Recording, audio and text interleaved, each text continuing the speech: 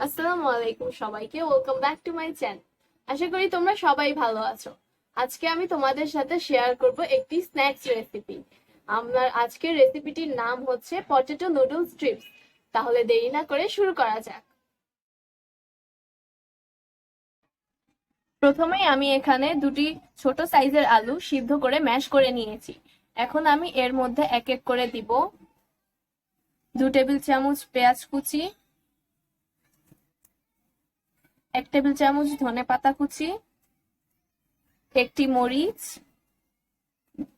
Half চা চামচ কালো গোলমরিচের গুঁড়া,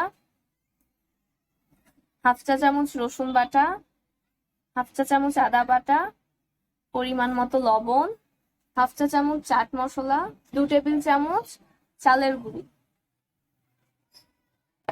এখন সবগুলো উপকরণ আমি ভালোভাবে একসাথে মিশিয়ে নিব।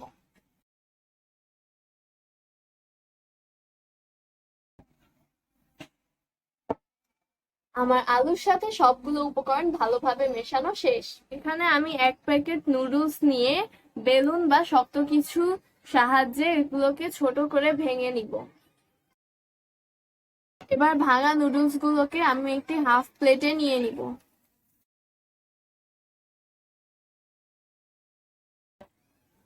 নুডলসের মশলাটি আমি একটি পরিষ্কার বাটিতে নিয়ে নিব। এখন এর মধ্যে দিব 2 টেবিল চামচ আটা, পরিমাণ মতো মরিচ গুঁড়া, পরিমাণ মতো লবণ,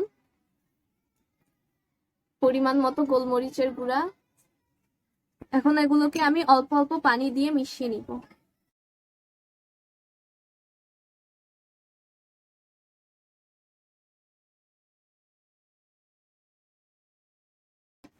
মিশ্রণটি তৈরি হয়ে গিয়েছে।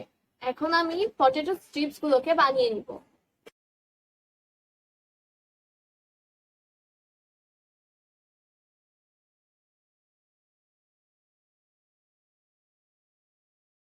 কড়াইয়ে তেল গরম হয়ে আসলে স্ট্রিপসকে আমি প্রথমে আটার মিশ্রণে এভাবে ডুবিয়ে তারপর নুডলসের সাথে এভাবে মাখিয়ে নিব।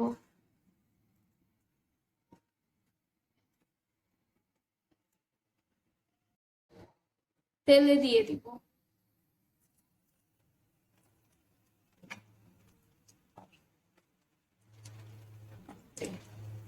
ব্রাউন হওয়ার পর স্ট্রিপস গুলোকে আমি উল্টে দিব।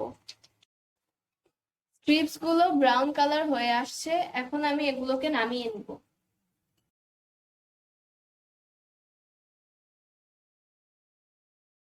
তৈরি হয়ে গেল spicy and crispy snack potato noodle strips.